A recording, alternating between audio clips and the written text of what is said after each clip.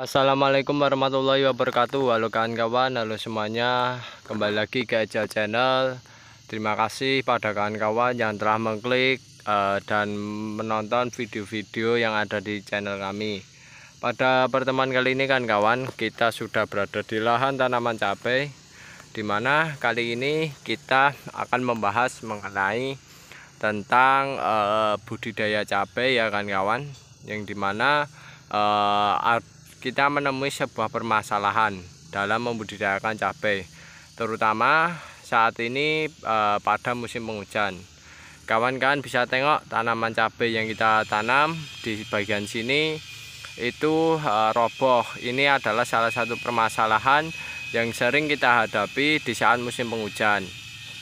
Nah, permasalahan ini ya ini terjadi karena guncangan angin yang cukup kuat disertai derasnya hujan, sehingga tanaman yang kita budidayakan itu bisa roboh. Bahkan tajuk yang kita berikan ya, yang seharusnya kayak gini ya di samping tanaman ini, itu patah kan kawan, patah sebagai akibat karena guncangan angin yang cukup keras. Nah, ini jika kita biarkan begini saja, nanti pertumbuhan dari tanaman cabai itu nanti akan jelek ya, pertumbuhan maupun perkembangannya. Dikarenakan mengapa? Karena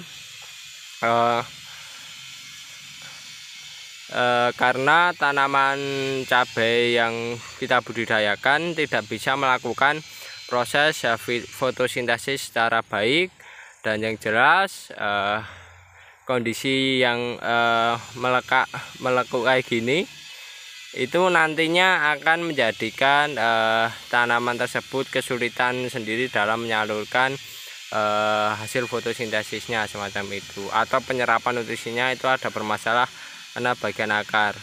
Dan di sisi lain tanaman cabai nantinya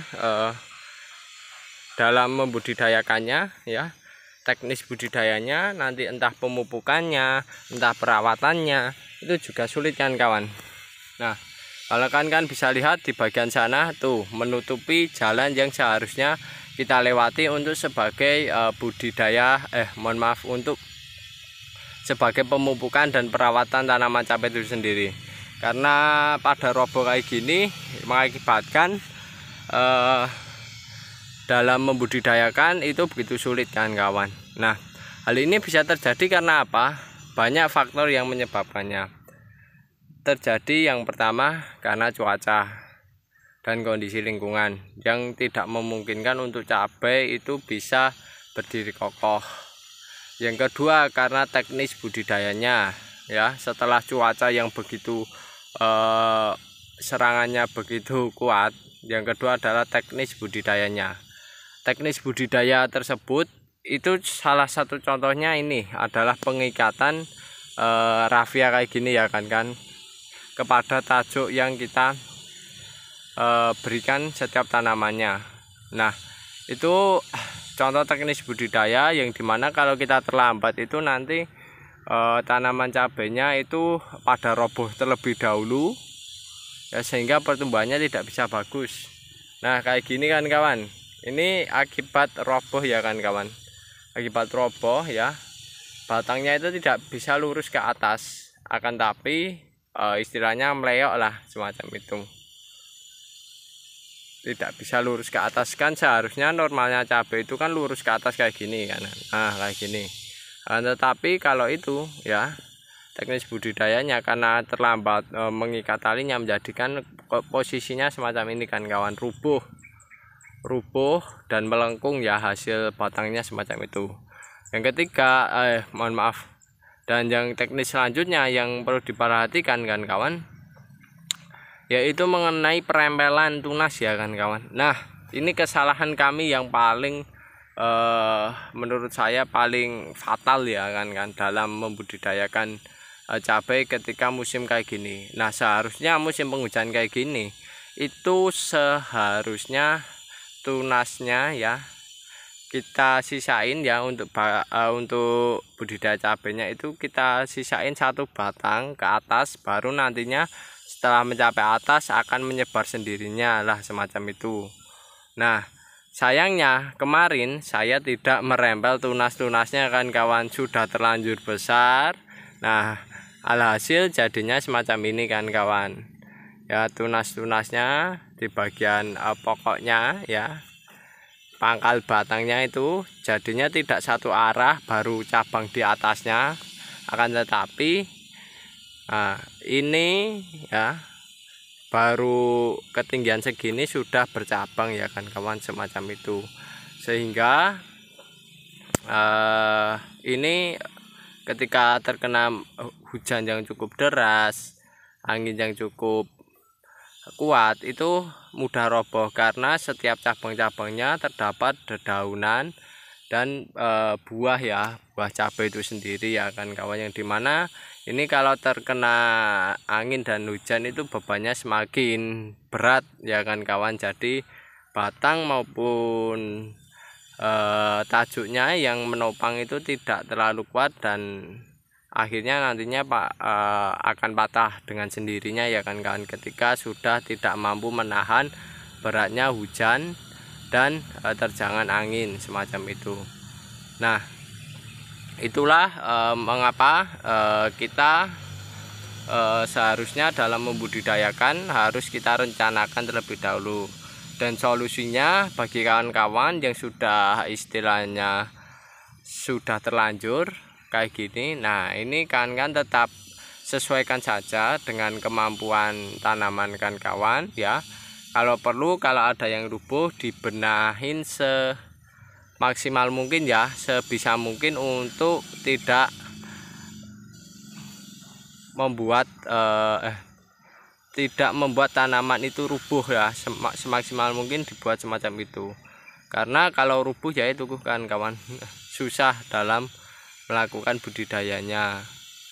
Nah, dan kawan-kawan ketika musim penghujan ini tunas-tunas yang bermunculan atau daun-daun yang semacam ini, daun dan tunas semacam ini itu alangkah baiknya kita rempel saja, kita bersihkan agar apa? Agar nantinya kalau terkena angin itu tidak terlalu menambah beban bagi si tanaman tersebut. Nah, yang jelas fokuskan saja pada tunas yang sudah hidup dan menghasilkan buah semacam itu kan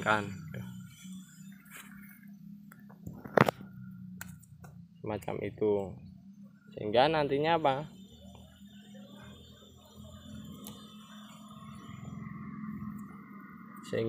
ketika ada serangan angin maupun hujan itu tidak masalah kan kawan ya, istilahnya agak lebih meringankan lah kekuatan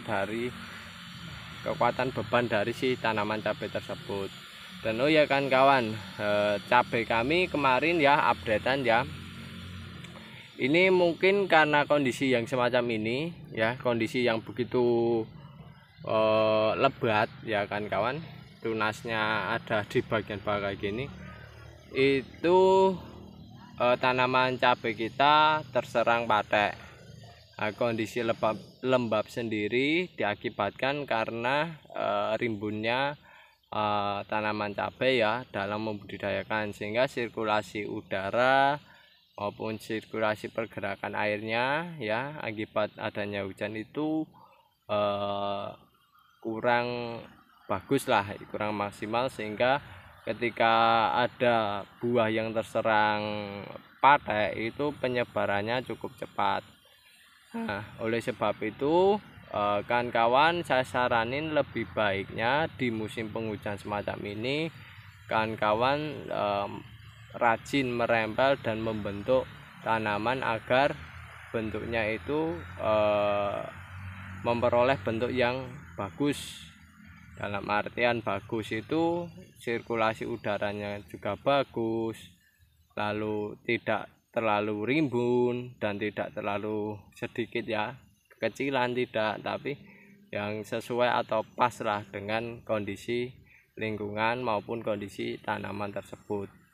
Nah, oleh sebab itu ya, solusi di musim kayak gini yaitu adalah melakukan perempelan dan pembenahan tanaman Ketika ada yang rubuh, semaksimal mungkin dibenahi dengan sebaik mungkin agar tidak mengganggu teknis dalam budidayanya dan menghasilkan buah-buah yang berkualitas, buah cabai yang berkualitas semacam itu kan kawan.